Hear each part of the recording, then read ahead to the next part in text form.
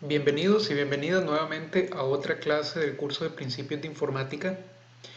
En la clase de hoy vamos a comenzar con una pequeña práctica en JupyterLab, donde vamos a retomar parte de lo que vimos en la clase anterior en PyCharm. Y la idea es pues brindarles a ustedes la oportunidad de comparar el desarrollo de un programa en PyCharm, que fue lo que hicimos la clase anterior, de un programa corto, con el desarrollo del mismo programa o de un programa muy parecido en JupyterLab para que ustedes puedan comparar entre ambas herramientas y para que de esa forma podamos identificar cuáles son las ventajas y las utilidades de cada una de ellas.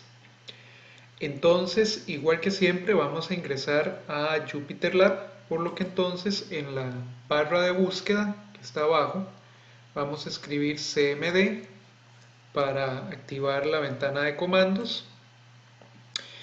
En la ventana de comandos vamos a darle cd punto punto para salirnos de ese directorio, luego cd punto punto para salirnos de este otro directorio users y caer en el disco duro, ¿verdad? Igual que la vez pasada en C.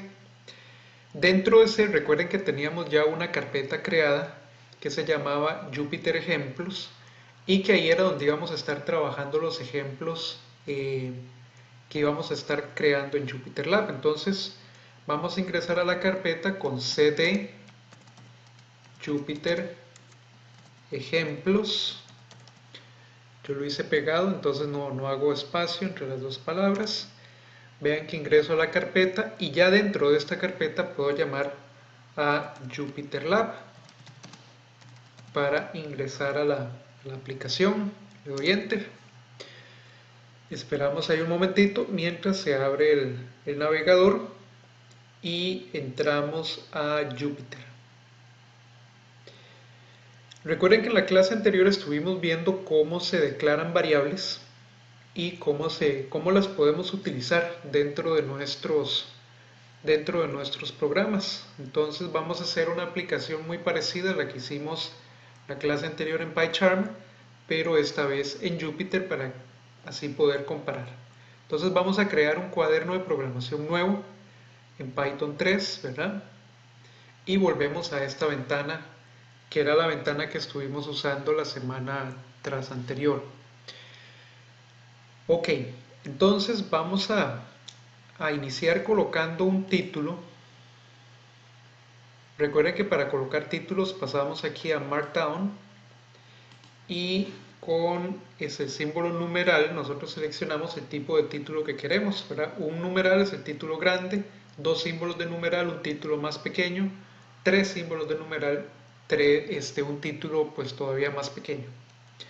Entonces este cuaderno de programación le vamos a llamar segundo cuaderno de programación.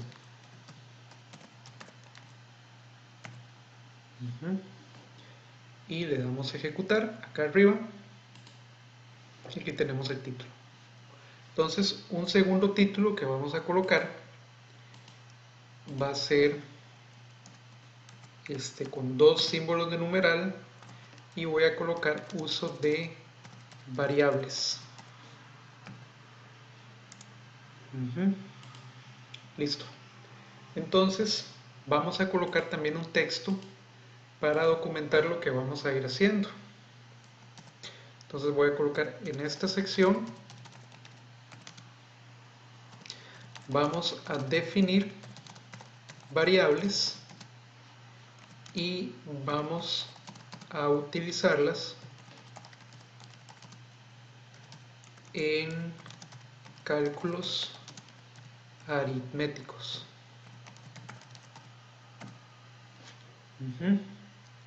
Vamos a run y aquí nos queda el título bien elegante, bueno, el texto bien elegante debajo del título. En esencia, recuerden que Jupyter y PyCharm están manejando el mismo lenguaje de programación. Tanto PyCharm como JupyterLab están utilizando Python 3. De tal forma que el código que nosotros escribimos en PyCharm y el código que nosotros escribimos en Jupyter es el mismo básicamente. Utilizamos la misma sintaxis, las mismas reglas. La única diferencia es que Jupyter nos permite crear este tipo de documento de salida que parece un documento básicamente, aunque podemos ejecutar aquí código en vivo como ya vimos la otra vez. Mientras que PyCharm es más un ambiente de desarrollo que nos sirve para desarrollar un programa nuevo. Sin embargo, ambos están ejecutando el mismo lenguaje de programación o interpretando el mismo lenguaje de programación, por lo que las instrucciones que nosotros usamos en PyCharm y las que usamos en Jupyter son las mismas, las reglas no cambian. La otra diferencia es también en cuanto a lo que podemos hacer en cada uno de los dos entornos con ese código.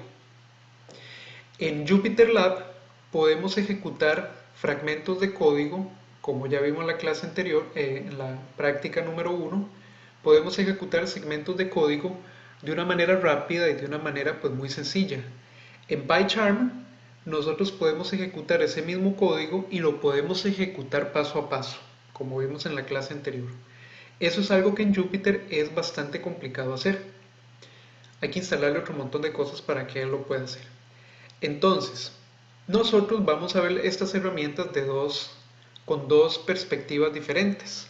PyCharm lo vamos a ver como un entorno de desarrollo, donde nosotros vamos a crear programas y vamos a diseñarlos, vamos a probarlos, vamos a ejecutarlos paso a paso para ver que funcionen bien. Mientras que Jupyter lo vamos a dejar para la documentación de esos programas cuando ya nosotros los tenemos listos.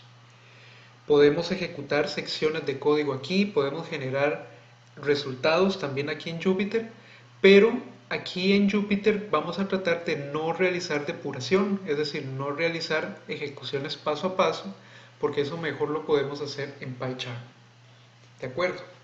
Entonces, para este segundo cuaderno de programación vamos a definir variables de la misma forma en la que lo hicimos en PyCharm. Por ejemplo, yo puedo definir la variable A y le puedo asignar a esa variable un número, por ejemplo 45. Puedo crear una variable B y le puedo dar un valor, digamos 10.3,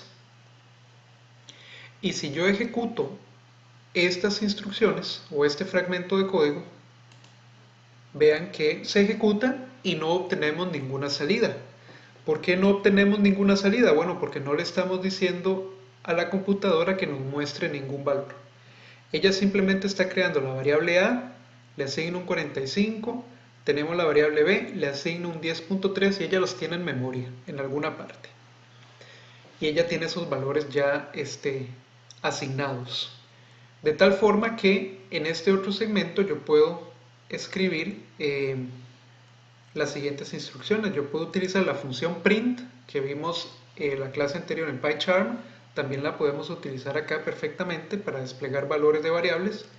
Podemos decir print, digamos A. Podemos escribir print B. Y por ejemplo podemos escribir print A más B. Y lo vamos a ejecutar. Y vean los resultados que aparecen. Ahora sí aparecen resultados porque estamos generando salidas. Estamos utilizando la función print para generar salidas y para mandar datos a digamos, a la salida de consola, que en Jupyter Lab nos aparece debajo de cada fragmento de código.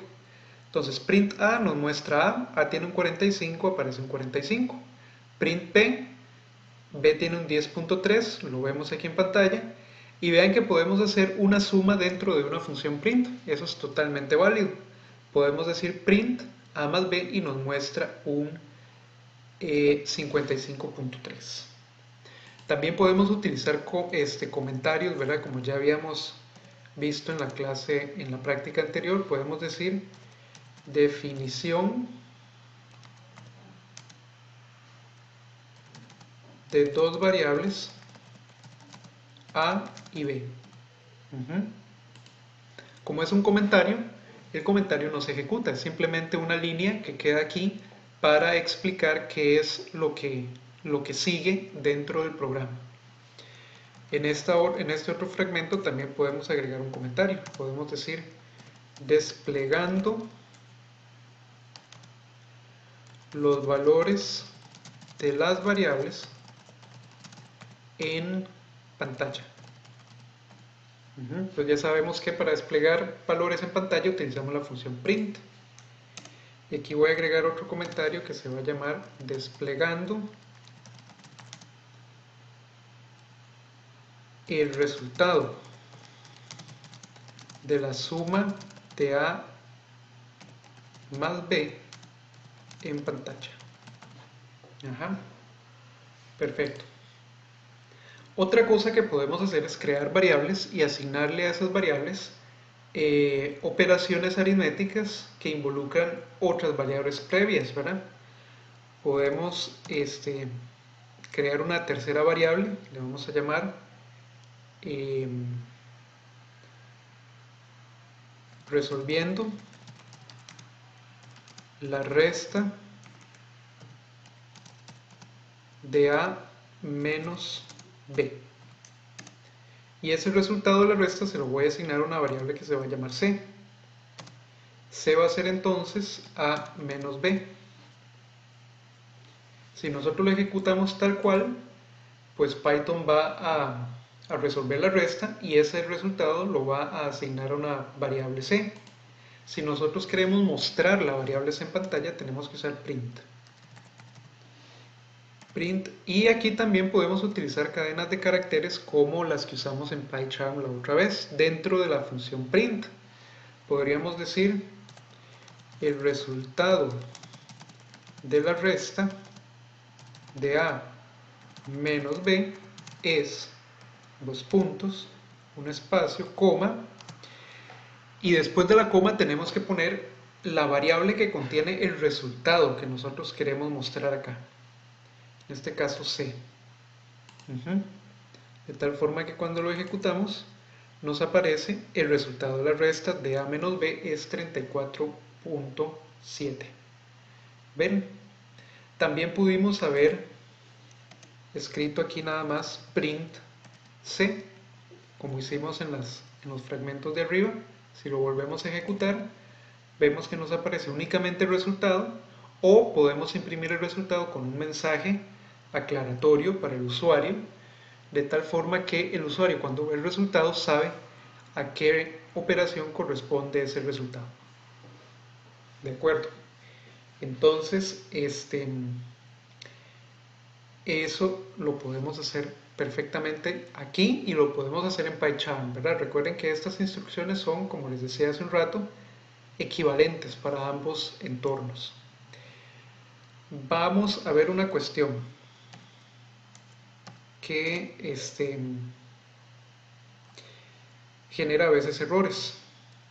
Uso de variables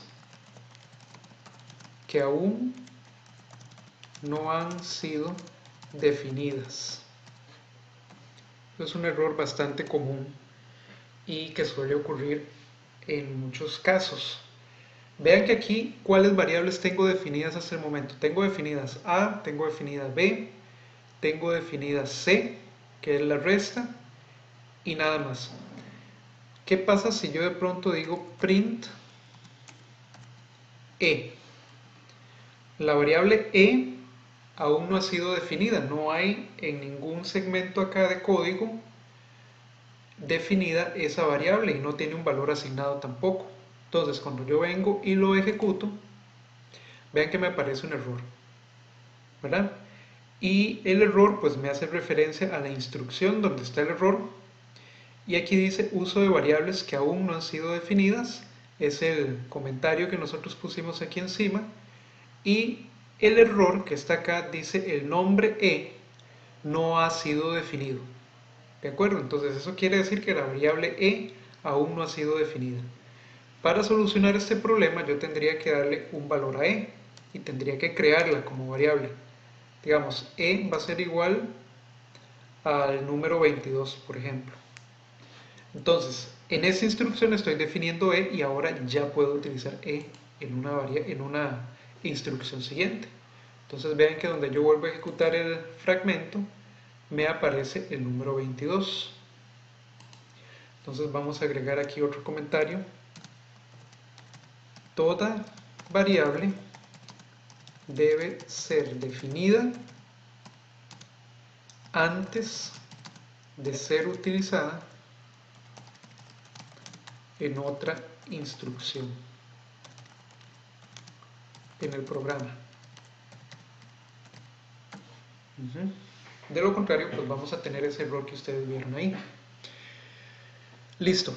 Estos son básicamente una recapitulación de lo que hicimos en la clase anterior en PyCharm, pero ahora utilizando Jupyter. Vamos a ir a crear también una aplicación parecida o igual a la que hicimos la vez pasada para el cálculo del discriminante de una función, y vamos a aprovechar ahí para ver también el tema de la función input, que es para recibir datos del teclado en el entorno JupyterLab. Entonces voy a crear aquí un comentario de Markdown con doble signo numeral y voy a escribir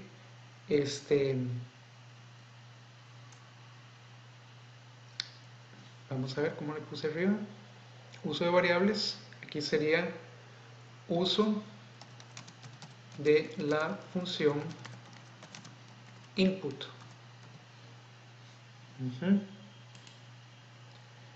Y voy a colocar también otro mensaje en Markdown con una explicación y voy a poner lo siguiente. Este código o este programa, este código calcula el discriminante de un trinomio de la forma, y vamos a ver algo que tiene Jupyter que es interesantísimo.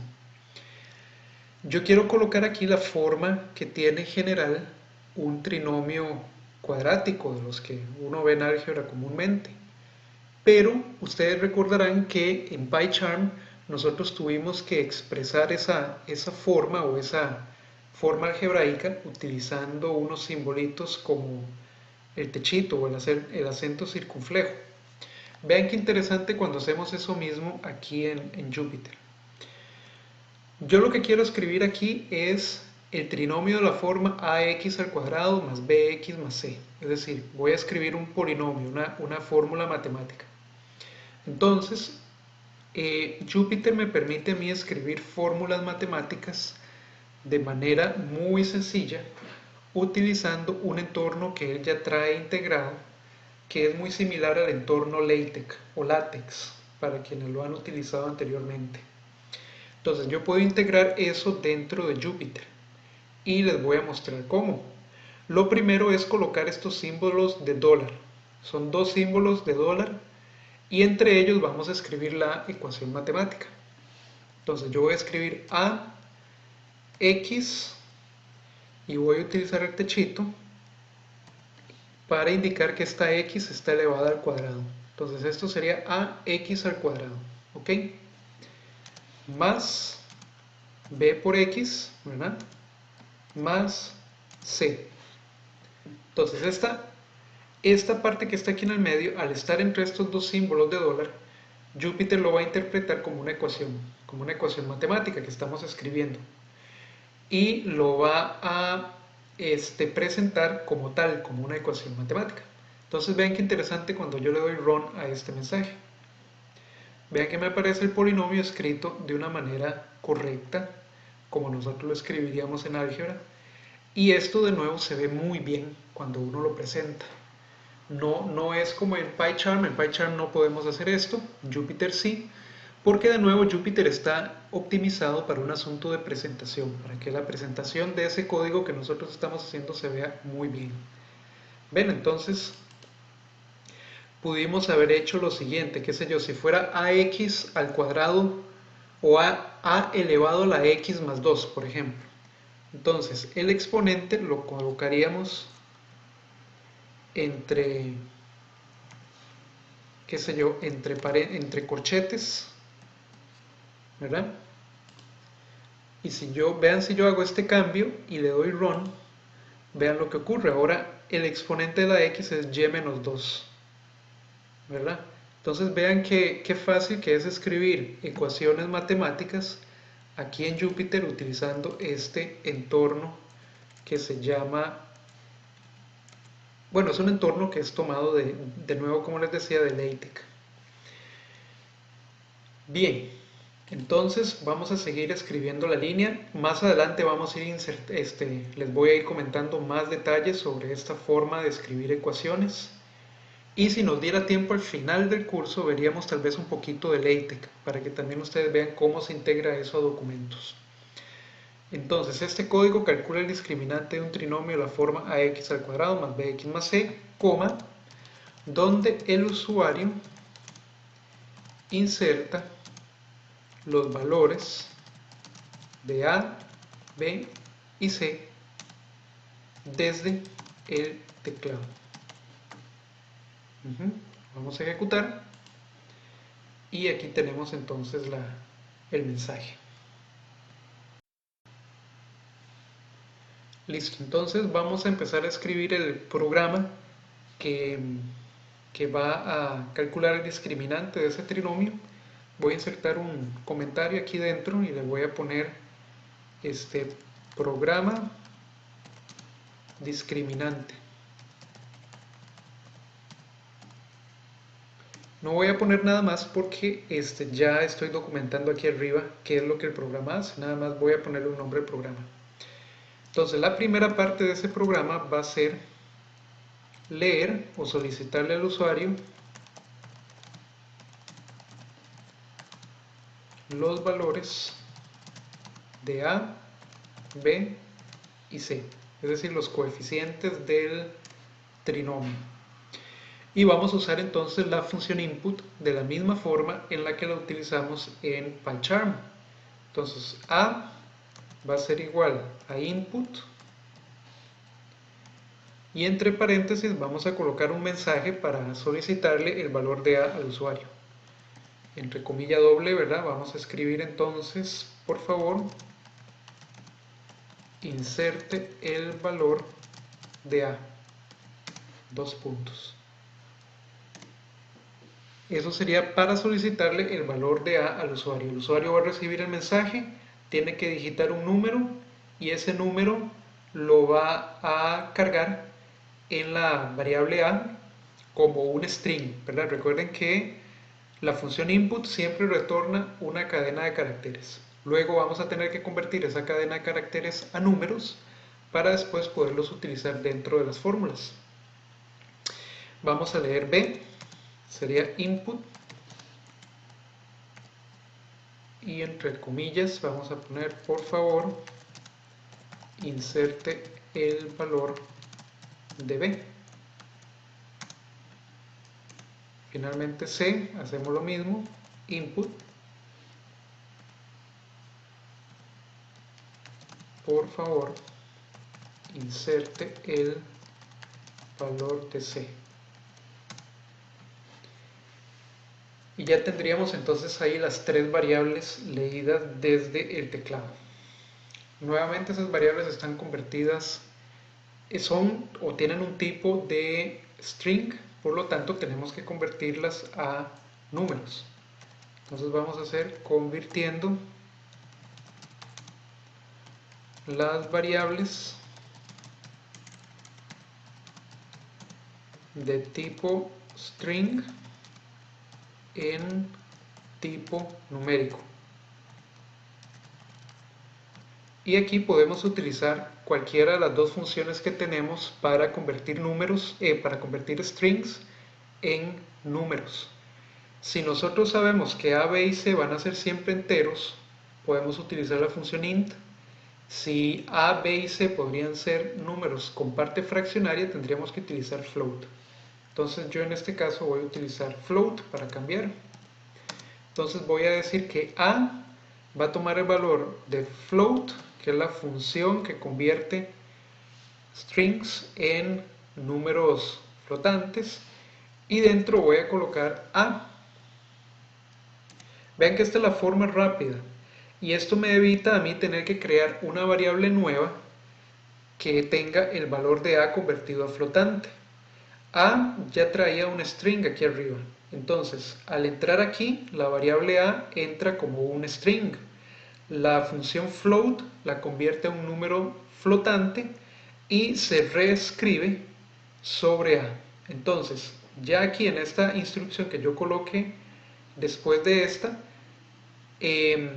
para esa instrucción ya A no tiene un string, sino que tiene un número flotante. Podemos hacer lo mismo con B. B igual float de B, de la que venía antes, y finalmente C es float de C. Esto se vale, ¿verdad? Porque para calcular el número flotante de C, si C venía como un string, entonces lo convertimos a número flotante y después ese string queda borrado y es sobrescrito con el valor correspondiente en tipo flotante. Listo. Entonces ya tenemos A, B y C como números flotantes, por lo tanto ya podemos calcular el discriminante.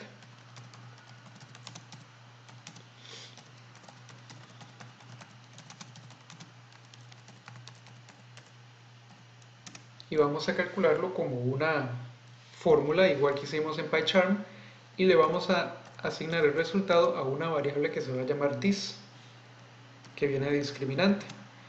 Discriminante de nuevo va a ser la raíz cuadrada de b elevado al cuadrado menos 4ac.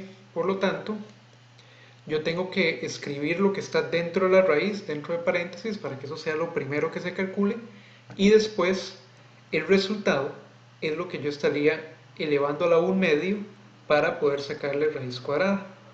Entonces vamos a tener que el discriminante es b elevado al cuadrado. Recuerde que el cuadrado es doble asterisco. B elevado al cuadrado menos 4 multiplicado por A y multiplicado por C. Eso es lo que está dentro de la raíz. Y recuerden que aquí, por la jerarquía de las operaciones, esta potencia se resuelve primero, estas multiplicaciones se resuelven después, y el resultado de b al cuadrado menos 4ac se resuelve al final, es decir, la resta es la última que se ejecuta. Y ahora, lo que nos dé esta operación que está dentro del paréntesis, nosotros la vamos a elevar a su vez a 1 medio, a la potencia fraccionaria 1 medio.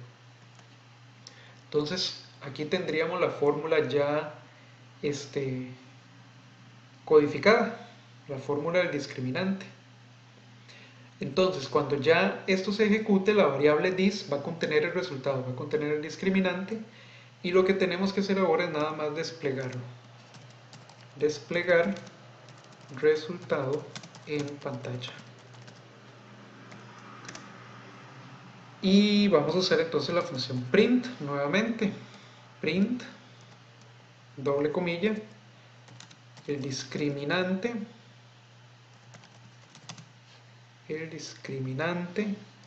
del trinomio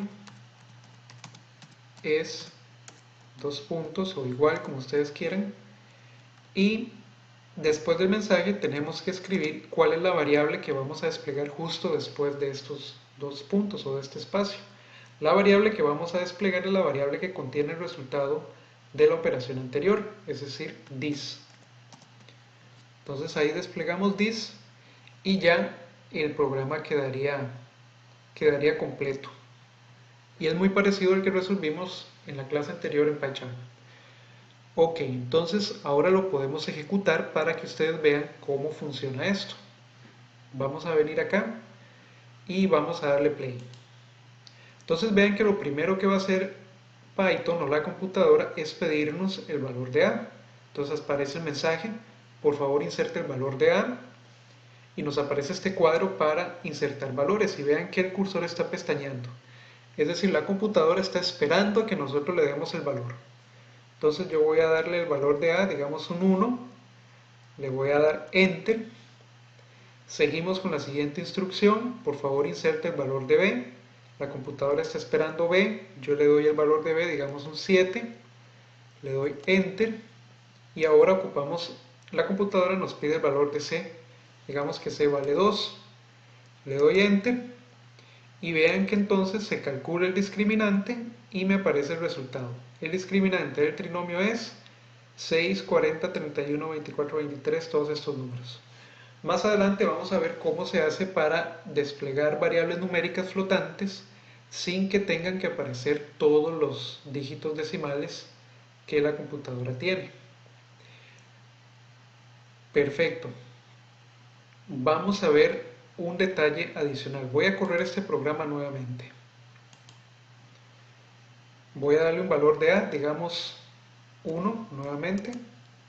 Un valor de B, digamos 3.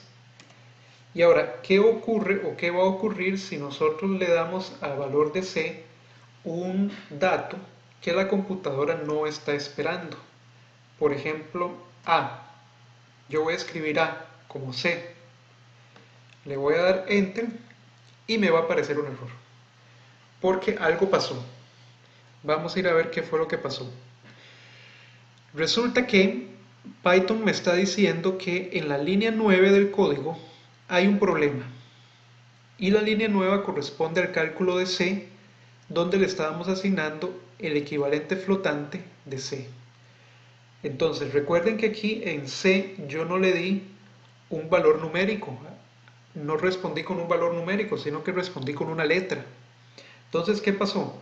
Cuando se ejecutó esta instrucción que nos pedían el valor de C, el usuario insertó una letra A. Esa letra A quedó guardada en la variable C. Posteriormente, cuando llegamos a esta instrucción de acá, la computadora intentó convertir el valor de C, que era una letra A, en un valor numérico flotante. Y ahí fue donde ocurrió el error, porque la letra A no se puede convertir a un número flotante.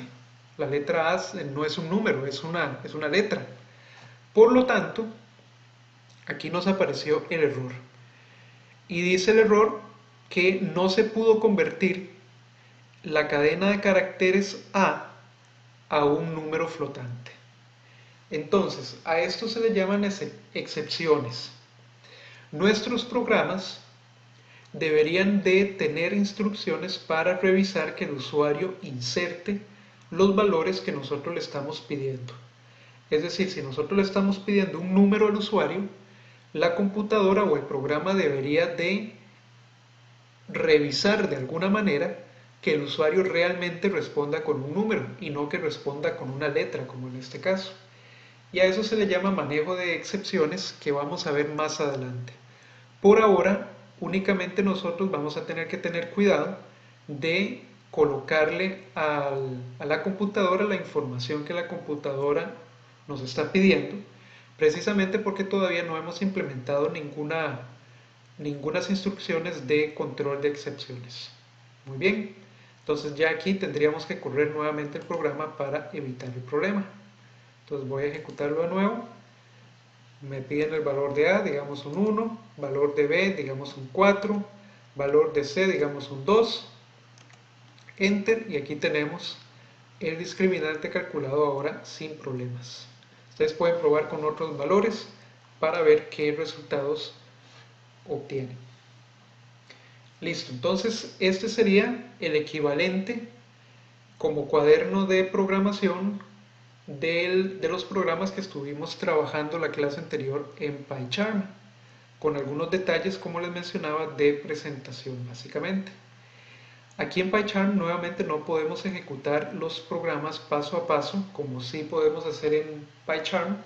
Por lo tanto, en PyCharm vamos a tratar de hacer la depuración, y cuando ya nos vengamos a Jupyter, pues es porque nosotros conocemos que los programas que estamos escribiendo pues realmente hacen lo que nosotros necesitamos que hagan.